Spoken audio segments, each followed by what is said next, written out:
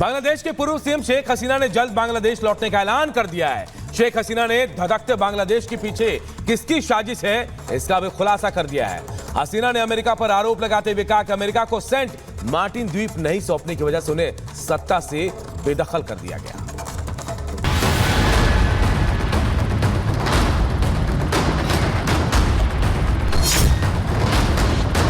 बांग्लादेश की पूर्व पीएम शेख हसीना, जिन्हें बेहद विभत्स परिस्थितियों में बांग्लादेश छोड़ने पर मजबूर होना पड़ा।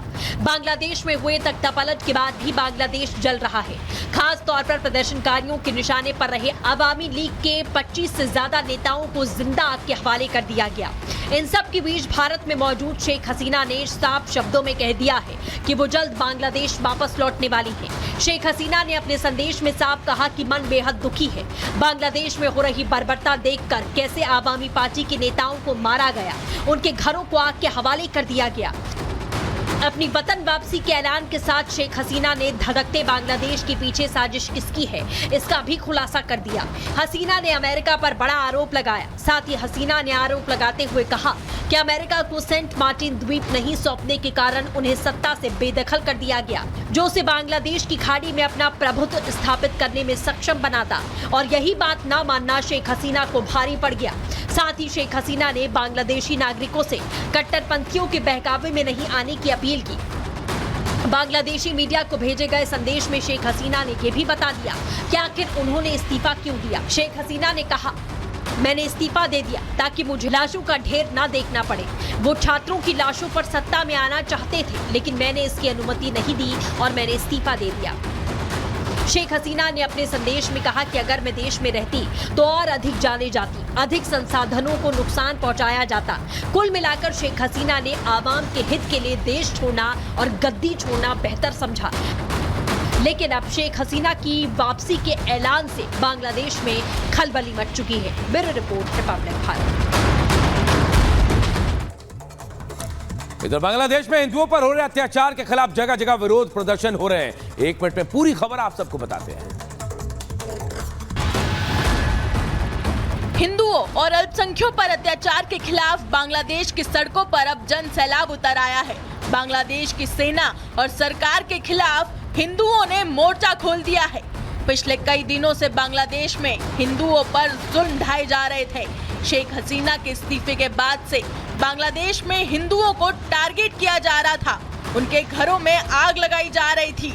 लेकिन अब बारी है अल्पसंख्यकों और हिंदुओं पर हुए हर जुल्मों के हिसाब की। बांग्लादेश के अलग अलग जगहों पर हिंदू सड़कों पर उतर आए हैं। सेना और सरकार के खिलाफ नारेबाजी कर रहे हैं और अपने ऊपर हुए अत्याचारों का हिसाब मांग रहे हैं। सिर्फ बांग्लादेश ही नहीं, भारत, ब्रिटेन, अमेरिका समेत दुनिया के कई देशों में हिंदुओं के समर्थन में आवाज उठाई जा रही है। बांग्लादेशी हिंदुओं की सुरक्षा को लेकर लोग प्रदर्शन कर रहे हैं।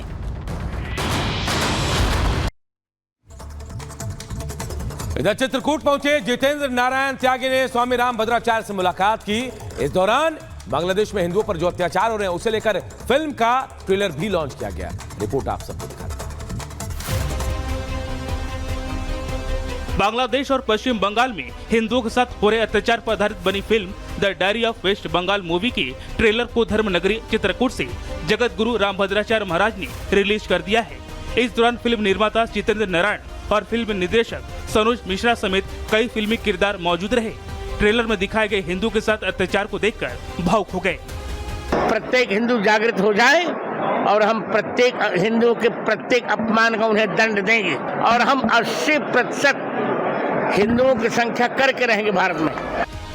वहीं इस फिल्म को लेकर जगत गुरु का कहना है कि इस फिल्म को लोग ज्यादा से ज्यादा लोग देखें कि कैसे हिंदुओं के साथ अत्याचार हो रहा है, जिससे हर हिंदू जागृत हो जाए और प्रत्येक हिंदू के अपमान का दंड हम उन्हें देंगे और भारत में हम 80% हिंदुओं की संख्या को करके रहेंगे। इसके लिए अभियान चलाएंगे। Bureau report, Republic Bharat. UP के बरेली में कट्टरपंथी ने मोदी सरकार को धमकी दी। सोशल मीडिया के जरिए कहा, श्रीलंका हो गया, बांग्लादेश हो गया और अब भारत की बारी है। एक मिनट में पूरी खबर आप सबको बताते हैं। बांग्लादेश में अशांति के बीच अब भारत में कुछ ऐसी कट्टरपंथी ताकतें हैं जो बांग्लादेश जैसे हालात भारत में ही देखना चाहते हैं। इस तरह की बातों के लिए सोशल मीडिया का भी सहारा लिया जा रहा है। इसी कड़ी में एक कट्टरपंथी शख्स ने मोदी सरकार को धमकी देते हुए सोशल मीडिया एक्स पर लिखा था कि श्रीलंका और बांग्लादेश तो हो गया, अब भारत का नंबर है।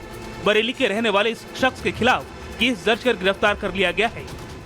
एक व्यक्ति द्वारा सोशल मीडिया पर भड़काऊ पोस्ट डाला गया, जिसके संबंध में जांच की गई तो वह पोस्ट हासिब अंसारी पुत्र स्वर्गीय वहीद कस्बा नवाबगंज का पाया गया, जिसके संबंध में थाना नवाबगंज में एक अभियोग पंजीकृत किया गया। मुकदमा अपराध संख्या 319/24 धारा 353(2) BNS में अब गिरफ्तारी कर ली गई है व अन्य विधिक कार्रवाई की जा रही है। बांग्लादेश और श्रीलंका जैसे हालात की धमकी देने वाले शख्स का नाम अफसर अहमद है और ये अवैध रूप से पैथोलॉजी लैब चलाता था। और देखिए, अगस्त के महीने में देश भर में बाढ़ बारिश से हाहाकार मचा है। हर तरफ पानी हर चीज को बहा ले जाने पर आमादा है। एक मिनट में पूरी खबर आप सबको बताते हैं। इन दिनों बाढ़ बारिश से देश के कई राज्यों में भीषण तबाही मची है। पानी की तेज धार सब कुछ बहा ले जाने पर आमादा है। देश के अलग अलग राज्यों से तबाही की डराने वाली तस्वीरें सामने आ रही हैं। बाढ़ बारिश से सबसे बुरे हाल है हिमाचल प्रदेश में। सिरमौर में नदी का जलस्तर बढ़ने से कई लोग फंस गए, जिन्हें बुलडोजर की मदद से सुरक्षित बाहर निकाला गया। हिमाचल के साथ उत्तराखंड में भी बारिश से बुरे हाल है। राज्य के अलग अलग जगहों से लैंडस्लाइड की डराने वाली तस्वीरें सामने आ रही हैं। चमोली में भी लैंडस्लाइड के बाद पहाड़ी का एक हिस्सा गिरकर हाईवे पर आ गया। 7 बच्चों के पानी में डूब जाने से मातम की ये तस्वीर राजस्थान के भरतपुर जिले की है, जहां पानी के तेज बहाव में 7 बच्चे डूब गए। नदी में बहती कार की ये तस्वीर पंजाब के होशियार की है, जहां नदी के तेज धार में एक एक कार बह गई, जिसमें महिला और बच्चे समेत 9 लोगों की डूबने से मौत हो गई। इधर उत्तर प्रदेश की विधानसभा की 10 सीटों पर होने वाले उपचुनाव में बीजेपी और सपा के बाद अब मायावती की बसपा भी चुनाव लड़ने की। जी हां, मायावती ने इसका ऐलान कर दिया है। रिपोर्ट आप सबको दिखाते हैं।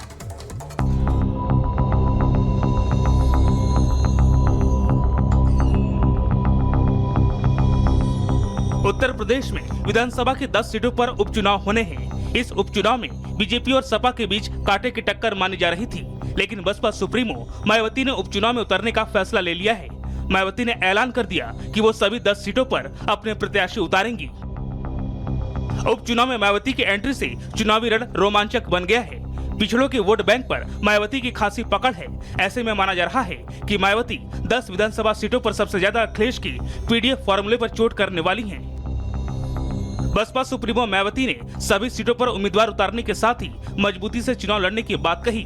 बसपा कार्यालय में पूर्व मुख्यमंत्री मायावती ने सभी वरिष्ठ पदाधिकारियों, जिला अध्यक्षों समेत अन्य पदाधिकारियों के साथ महत्वपूर्ण बैठक की, जिसमें बसपा सुप्रीमो ने यूपी की 10 विधानसभा सीटों पर होने वाले उपचुनाव में पार्टी के बेहतर रिजल्ट को लेकर जमीनी तैयारियों की समीक्षा की। तैयारी करके 10 की 10 सीटों को जीतना, बस ऐलान जब होगा तो आप लोग मालूम हो जाएगा। अभी नाम ऐलान मैंने बोल दिया कि परिवार दल अलायंस उनका है। पीडीए के लिए कहाँ वो काम करते? अगर पीडीए के लिए काम करते तो आज जो है उनके कांग्रेस के और समाजवादी के नेताओं के मुंह बंद हो गए हैं। खाली अकेली मान्य बहन जी हैं जो SC/ST का आरक्षण के लड़ रही है। ये लोग कहाँ संविधान दिखाने वाले लोग?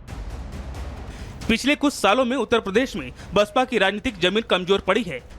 मायावती और उनकी पार्टी सबसे मुश्किल दौर से गुजर रही है। लोकसभा में बसपा का एक भी सांसद नहीं है। पिछले 10 सालों में ये दूसरी बार हुआ कि लोकसभा में मायावती एक भी MP नहीं पहुंचा पाई। 2014 के लोकसभा चुनाव में भी बसपा का एक भी उम्मीदवार नहीं जीता था। मायावती 4 बार यूपी के मुख्यमंत्री रह चुकी हैं। यूपी में 2007 में बहुमत की सरकार बना चुकी है, लेकिन अब विधानसभा में बीएसपी का सिर्फ एक विधायक है। ऐसे में उपचुनाव में प्रत्याशी उतारना मायावती की जरूरत और मजबूरी दोनों बन गई है। मायावती को किसी जमाने में दलितों का मुखिया माना जाता था, लेकिन अब वो दलित भारतीय समाज पार्टी अपना दल और निषाद पार्टी में बढ़ गया है। लोकसभा चुनाव में यूपी में बसपा का वोट शेयर घटकर 9.38% रह गया। मुस्लिम वोट बैंक भी अब मायावती के साथ नहीं रहा। 2024 में लोकसभा चुनाव में बसपा को 44% जाटा वोट और 15% गैर जाटा वोट मिला। सूत्रों की माने तो बसपा ने 3 सीटों पर अपने उम्मीदवार भी तय करने के संकेत भी दे दिए हैं। फूलपुर विधानसभा सीट से शिव बरहन पासी को टिकट मिल सकता है। मिर्जापुर की मंझवा विधानसभा सीट से दीपू तिवारी के नाम पर मुहर लग सकती है। वहीं अंबेडकर नगर की कटहरी से पवन पांडे के बेटे प्रतीक पांडे को उम्मीदवार बनाए जाने की चर्चा है। वहीं बची हुई 7 सीटों पर प्रत्याशियों के नामों का ऐलान जल्द हो सकता है। यूपी उपचुनाव को लेकर रघुराज सिंह का कहना है कि हम सभी 10 सीटें जीतने जा रहे हैं। हमारी जो भी कमियां थीं उन्हें दूर कर लिया है। हम 10 की 10 सीट जीतेंगे, भारी बहुमत से जीतेंगे। सुबह का भूला शाम को लौट के आए तो भूला नहीं कहा जाता। कुछ हमारी कमियां थी और इस कारण हम लोग कुछ सीटें हम लूज किए हैं, लेकिन हम लोगों ने उस कमियों को दूर किया है। अयोध्या में दलित लड़की से दुष्कर्म मामले में सपा जहां बैकफुट पर है, वहीं बीजेपी निषाद पार्टी के जरिए दलितों को अपने पाले में करने की जुगत में है। सपा भी पीडीए के बाद ब्राह्मण वोटों को साधने में जुटी है। जिस दिन से चुनाव की सुगबुगाहट चालू होती है या कोई सीट खाली होती है, उसी दिन से पार्टी हमारी काम में कार्यकर्ता हमारे उस संगठन के काम में और चुनाव जीतने के लिए लग जाते हैं। हम 10 की 10 सीट जीतेंगे, हमारे कार्यकर्ताओं का यह संकल्प है। बीजेपी और सपा की खींचतान के बीच अब बसपा की एंट्री से उपचुनाव का रण रोचक बन गया है। अब देखना ये होगा कि क्या मायावती की पार्टी एक बार फिर सपा के वोट काटती है या अपने दम पर इस उपचुनाव में कोई बड़ा उलटफेर करती है। Bureau report, Republic